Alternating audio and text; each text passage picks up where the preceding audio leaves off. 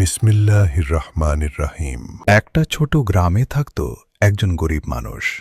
নাম তার আব্দুল্লাহ।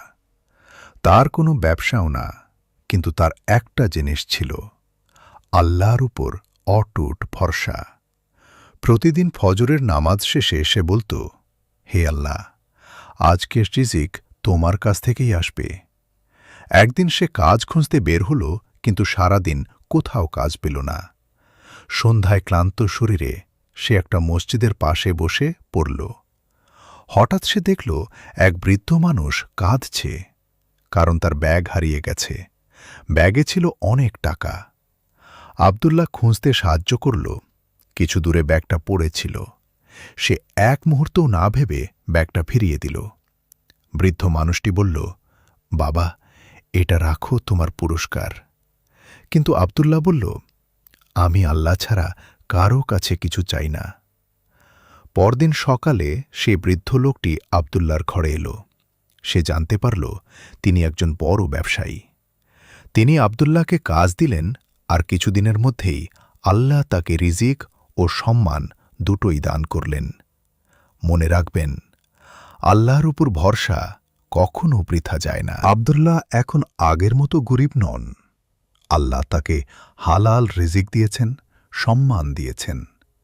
কিন্তু আল্লাহ পরীক্ষা নেন তার প্রিয় বান্দাদের। একদিন ব্যবসায় বড় ক্ষতি হল। সহকর্মীরা বলল, এবার বুঝি সব শেষ। রাতে আব্দুল্লাহ সিজদায় পড়ে কাঁদল। সে বলল, হে আল্লাহ, তুমি যা দাও তাতেই আমি রাজি।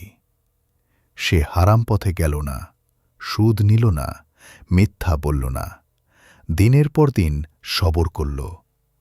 কয়েক মাস পর এক বড় ব্যবসায়ী তার সততা দেখে বলল, এমন মানুষ আমি খুঁজছিলাম। আব্দুল্লাহর ব্যবসা আবার দাঁড়িয়ে গেল, এবার আগের চেয়েও ভালোভাবে। সে বুঝে গেল, আল্লাহ দেরি করেন, কিন্তু কখনো অস্বীকার করেন না। আব্দুল্লাহর জীবনে সব কিছু ঠিকঠাক চলছিল, কিন্তু একদিন তার মা অসুস্থ হয়ে পড়ল। ডাক্তার বলল, খুব সতর্ক থাকতে হবে। আব্দুল্লাহ খুব দুশ্চিন্তায় পড়ল। সে জানত, মানুষ যতই চেষ্টা করুক, শেষ কথা আল্লাহর। সে সিজদায় গিয়ে বলল, হে আল্লাহ, তুমি আমার মাকে সুস্থ করো। আমি তোমার উপর ভরসা রাখি। রাতভর সে দোয়া করল। পরদিন সকালে মায়ের অসুস্থতা ধীরে ধীরে কমতে শুরু করল। আব্দুল্লাহ বুঝল, সত্যিকারের দোয়া কখনো ব্যর্থ হয় না। সে এখন শুধু নিজে নয়, গ্রামের সবাইকে দোয়া করতে শেখাচ্ছে। আল্লাহর কাছে নিঃশব্দ দোয়া সব থেকে শক্তিশালী। যাকে সত্যিকারের বিশ্বাস ও ভরসা আছে, আল্লাহ তাকে হার মানায় না।